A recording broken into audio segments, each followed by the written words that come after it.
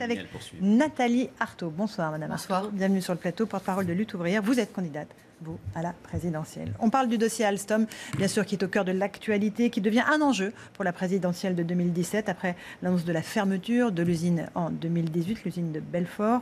François Hollande a affirmé aujourd'hui « Nous devons apporter des commandes à Alstom ». Il avait promis de même en 2012, alors que les hauts fourneaux de Florange allaient fermer. Avec Laura Rado, retour sur plus de 15 ans de promesses politiques non tenues face au désastre de la déstructuration de l'industrie. Nathalie Arthaud, votre réaction à ce que vous venez d'entendre? D'abord, au reportage, on aurait pu aussi rajouter Continental, Goodyear, PSA, Aulnay, parce que la liste est très longue. On aurait pu rajouter aussi ces centaines d'entreprises plus petites, dont on ne parle pas, mais qui ferment leurs portes, effectivement, presque quotidiennement dans le pays. Et à chaque fois, effectivement, on a ces paroles en l'air, des hommes politiques de droite, de gauche. Enfin, de ce point de vue-là, ils se valent tous. Parce qu'on est dans une situation, enfin c'est notre système, notre économie qui fonctionne ainsi, c'est que finalement il y a une poignée de grands actionnaires qui ont le pouvoir. Mais quand l'État a le pouvoir, il ne fait rien. Non, là, y compris chez Alstom, l'État n'a pas le pouvoir. Que s'est-il passé? Eh bien, on a, comme toujours, ceux qui apportent les capitaux, l'essentiel de ces capitaux, se réunissent dans un petit cénacle, un petit conseil d'administration à quoi? Une petite dizaine, et leur décision va bouleverser la vie de 500 salariés, va bouleverser la vie d'une ville comme Belfort, qui a déjà beaucoup vu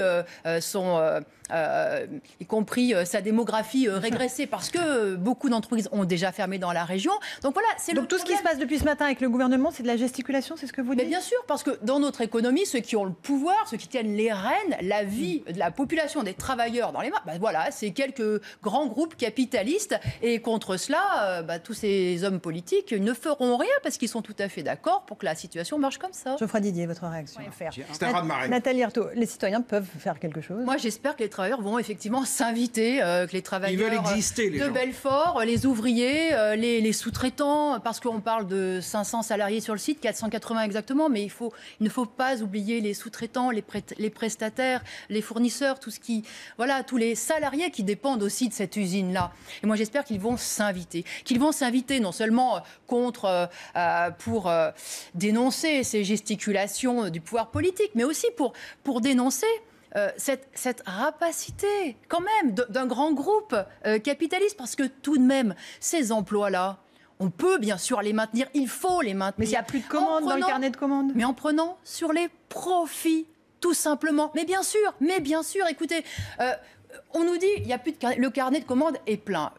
Ils ont fait des superbes affaires, ils ont des résultats incroyables, à des l'international, super bénéfices. avec une production à l'international. Que cet argent serve à préserver les emplois. Et vous savez, les commandes qui existent, la production d'Alstom, elle peut aussi être répartie entre les différents sites. Donc il n'y a pas besoin d'attendre je ne sais quelle commande, comme le miracle qui arriverait je ne sais d'où, parce qu'on sait effectivement qu'il y a une concurrence folle, on sait qu'y compris la SNCF manque d'argent, que l'État lui-même manque d'argent pour investir partout où il faudrait. Donc, on ne va pas effectivement attendre je ne sais quel miracle. Les travailleurs, ils doivent sauver leur emploi. Ça me paraît... C'est nécessaire, c'est indispensable. Et encore une fois, il y a l'argent. Alors, prenons-le tout de suite, là, et contraignons effectivement... ce jour où le dossier d'Alstom est sur le bureau du gouvernement. Comment vous jugez cette initiative d'Alexandre Jardin? Est-ce que c'est la nouvelle façon de faire de la politique ou pas? Non, mais écoutez, moi je pense qu'il y a beaucoup de mots, justement des mots creux. Mais là, discutons.